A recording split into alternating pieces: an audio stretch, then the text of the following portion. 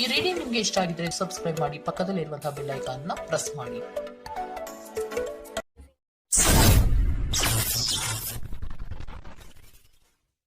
Bottom of the duck ನಿಮ್ಗೆ ಬಂದಿರುವಂತಹದ್ದು ಯಾವುದು? Knight of wands ಬಂದಿದೆ.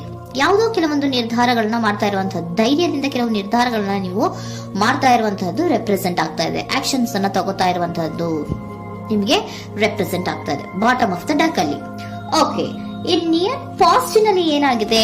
ನಿಮ್ಮ ಲವ್ ಲೈಫ್ ನ ವಿಚಾರವಾಗಿದ್ರೆ ದ ಫುಲ್ ಕಾರ್ಡ್ ರೆಪ್ರೆಸೆಂಟ್ ಆಗಿದೆ. ತುಂಬಾನೇ ಚೆನ್ನಾಗಿದೆ, ಜಾಯ್ಫುಲ್ ಆಗಿತ್ತು, ಬಿಗಿನಿಂಗ್ ತುಂಬಾ ಚೆನ್ನಾಗೇ ಇದೆ. ಕಾರ್ಡ್ ಬಂದಿರುವಂತಹದ್ದೇನು? ವೀಲ್ ಆಫ್ ಫಾರ್ಚೂನ್ ಬಂದಿದೆ. ಸೊ ನಿಮ್ಮ ಲವ್ ಲೈಫ್ ನ ವಿಚಾರವಾಗಿ ನೀವು ಕೆಲವೊಂದು ಬದಲಾವಣೆಗಳನ್ನ ನೀವು ಮಾಡ್ಕೊಂಡಿರುವಂತಹದ್ದು ಇಲ್ಲಿ ರೆಪ್ರೆಸೆಂಟ್ ಆಗ್ತಾ ಇದೆ. ಕ್ವೀನ್ ಆಫ್ ಕಪ್ಸ್ ಏನನ್ನ ರೆಪ್ರೆಸೆಂಟ್ ಮಾಡುತ್ತೆ? ಸೊ ಕ್ವೀನ್ ಆಫ್ ಕಪ್ಸ್ ನೀವು ಯಾಕೆ ಬದಲಾವಣೆಗಳನ್ನ ಮಾಡ್ಕೊಂಡಿದ್ದೀರಾ? ಕೆಲವೊಂದು ರೀತಿಯ ಸ್ಟೇಬಲ್ ಇರಬೇಕು, ಬಹಳ ಕೇರ್ ಅನ್ನ ಮಾಡ್ತಾ ಇರುವಂತಹದ್ದು, ಲವ್ ಲೈಫಿನ ವಿಚಾರವಾಗಿ ಬಹಳಷ್ಟು ಇಂಟ್ರೆಸ್ಟ್ ಅನ್ನ ತಗೊಂಡಿರುವಂತಹದ್ದು ನಿಯರ್ ಪಾಸ್ಟ್ ನಲ್ಲಿ ರೆಪ್ರೆಸೆಂಟ್ ಆಗ್ತಾ ಇದೆ. ಓಕೆ, ಎಟ್ ಪ್ರೆಸೆಂಟ್ ನಲ್ಲಿ ಯಾಕೋ ನಿಮ್ಮಲ್ಲಿ ಎರಡು ಆಪ್ಷನ್ಸ್ ಗಳಿರುವಂತಹದ್ದು ರೆಪ್ರೆಸೆಂಟ್ ಆಗ್ತಾ ಇದೆ.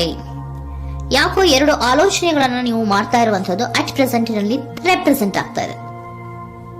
ಎರಡು ಆಯ್ಕೆಗಳು ನಿಮ್ಮಲ್ಲಿ ಇರುವಂತಹದ್ದು, ಎರಡು ಆಲೋಚನೆಗಳನ್ನ ಮಾಡ್ತಾ ಇರುವಂತಹದ್ದು, ಏನೋ ಒಂದು ರೀತಿಯ ಕನ್ಫ್ಯೂಷನ್ಸ್ ಅಲ್ಲಿ ಇರುವಂತಹದ್ದು ನಿಮ್ಮ ಲವ್ ಲೈಫ್ ನ ವಿಚಾರವಾಗಿ ರೆಪ್ರೆಸೆಂಟ್ ಆಗ್ತಾ ಇದೆ. ಓಕೆನಾ? ಸೆಕೆಂಡ್ ಕಾರ್ಡ್ ಯಾವ್ದು ಬಂದಿದೆ? ಟೆನ್ ಆಫ್ ಕಪ್ಸ್ ಬಂದಿದೆ. ಸೊ ಟೆನ್ ಆಫ್ ಕಪ್ಸ್ ನಿಮ್ಗೆ ಫುಲ್ಫಿಲ್ಮೆಂಟ್ ಇರುತ್ತೆ, ಸಮಾಧಾನ ಇರುತ್ತೆ, ಖುಷಿಯಾಗಿರುತ್ತೆ ಅನ್ನೋದು ನೀವು ಆಲೋಚನೆಯನ್ನ ಮಾಡಿದ್ರಿ. ಎರಡು ಆಯ್ಕೆಗಳಲ್ಲಿ ಯಾವ್ದನ್ನ ಸೆಲೆಕ್ಟ್ ಮಾಡಬೇಕು?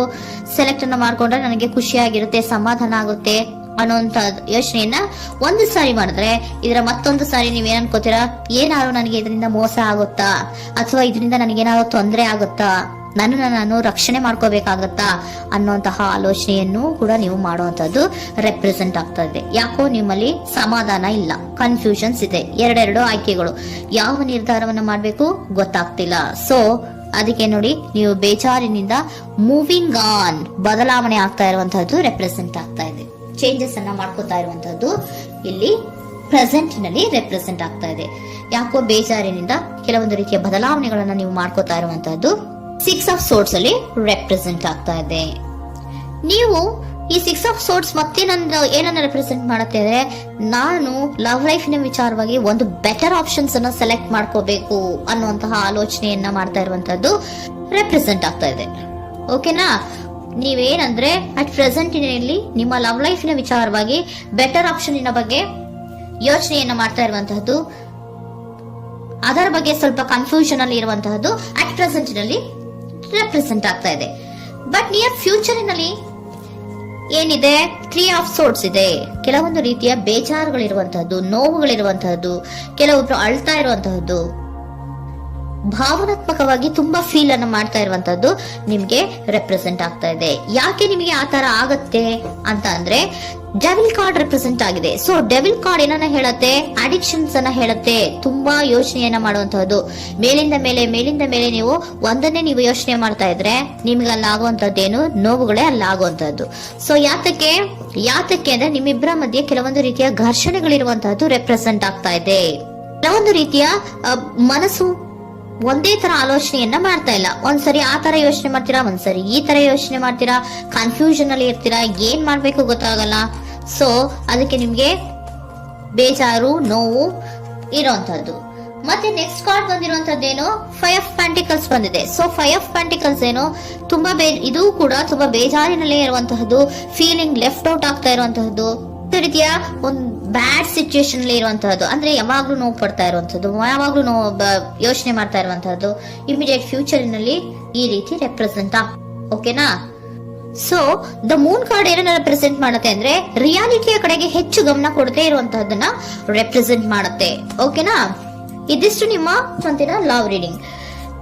ನೆಕ್ಸ್ಟ್ ಏಂಜಲ್ ಗೈಡೆನ್ಸ್ ನಿಮ್ಗೆ ಏನ್ ಕೊಡ್ತಾರೆ ಅನ್ನೋದನ್ನ ನೋಡೋಣ. ನೋ ಅನ್ನೋಂತ ಆನ್ಸರ್ ಅನ್ನ ಕೊಡ್ತಾ ಇದ್ದಾರೆ. So no, not the right time. ನೀವೇನು ಕೂಡ ಈ ಕನ್ಫ್ಯೂಷನ್ ಅಲ್ಲಿ ಇದ್ದಾಗ ಯಾವುದೇ ರೀತಿಯ ಡಿಸಿಷನ್ಸ್ ನ ಮಾಡೋದಕ್ಕೆ ಇದು ಕರೆಕ್ಟ್ ಆಗಿರುವಂತಹ ಟೈಮು ಅಲ್ಲ.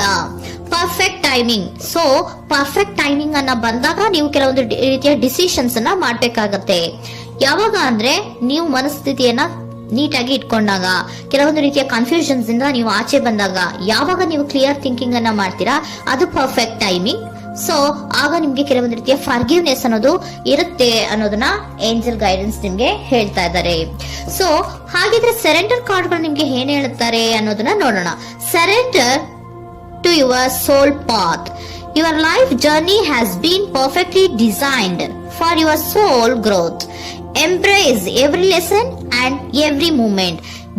ನಮ್ಮ ಜೀವನದಲ್ಲಿ ಬರುವಂತಹ ಎಲ್ಲಾ ಕೆಲವೊಂದು ಮೂಮೆಂಟ್ ಗಳನ್ನ ನಾವು ಪರ್ಫೆಕ್ಟ್ ಆಗಿ ದೇವರು ಡಿಸೈನ್ ಮಾಡಿರ್ತಾರೆ. ಅದಂದ್ರೆ ನಮ್ಮ ಲೈಫಿನಲ್ಲಿ ಏನೇನ್ ಆಗ್ಬೇಕು ಅನ್ನೋದನ್ನ ಮುಂಚೆ ದೇವರು ಬರ್ದಿರ್ತಾರೆ. ಸೊ ಅದು ಹಾಗೆಯೇ ನಡೀತಾ ಇರುತ್ತೆ. ಓಕೆನಾ? ನಾವು ನಮ್ಮ ಲೈಫ್ ನಲ್ಲಿ ಬರುವಂತಹ ಪ್ರತಿಯೊಂದು ಲೆಸನ್ಸ್ ಅಥವಾ ಪಾಠಗಳೇನಿರುತ್ತೋ ಅಥವಾ ನಾವು ಏನನ್ನ ನಮ್ಮ ಜೀವನದಲ್ಲಿ ಬರ್ತಾ ಇರುತ್ತೋ ಅದು ಒಂದು ನಮ್ಗೆ ನಮ್ಮ ಲೈಫಿನಲ್ಲಿ ಒಂದು ಲೆಸನ್ ತರ. ಸೊ ಅದನ್ನ ನಾವು ಎವ್ರಿ ಮೂಮೆಂಟ್ ಅನ್ನ ಕೂಡ ನಾವು ಎಂಬ್ರೇಸ್ ಸ್ವೀಕರಿಸಬೇಕು. ಯಾವಾಗ್ಲೂ ಕೂಡ ಅದನ್ನು ಸ್ವೀಕರಿಸಿಕೊಂಡು ಮುಂದೆ ಮುಂದೆ ಹೋಗ್ತಾ ಇರಬೇಕು. ಪ್ರತಿ ನಿಮಿಷವೂ ಕೂಡ ಒಂದೊಂದು ರೀತಿಯ ನಮಗೆ ಪಾಠ ಇದ್ದ ಹಾಗೆ ಅಂತ ಹೇಳ್ತಾ ಇದ್ದಾರೆ. Surrender unhealthy relationship. Surrender unhealthy relationship. Let go a relationship that don't serve you, including unavailable or toxic people. You deserve to be treasured by others and to be surrounded by positive people. Unhealthy relationship ನ ಕಡೆಗೆ ಹೆಚ್ಚು ಗಮನವನ್ನ ಕೊಡಬೇಡಿ. ಈ toxic people ನ ಕಡೆಗೆ ಹೆಚ್ಚು ಗಮನವನ್ನ ಕೊಡಬಾರ್ದು. So ಯಾವಾಗ್ಲೂ ನಾವು ಪಾಸಿಟಿವ್ ಆಗಿ ಥಿಂಕ್ ಮಾಡುವಂತಹ, ಪಾಸಿಟಿವ್ ಆಗಿ ಆಲೋಚನೆ ಮಾಡುವಂತಹ ಜನಗಳ ಜೊತೆಯಲ್ಲಿಯೇ ನಾವು ಹೆಚ್ಚು ಇರಬೇಕು ಅನ್ನೋದನ್ನ ನಿಮ್ಗೆ ಸರೆಂಡರ್ ಕಾರ್ಡ್ ಹೇಳ್ತಾ ಇದ್ದಾರೆ.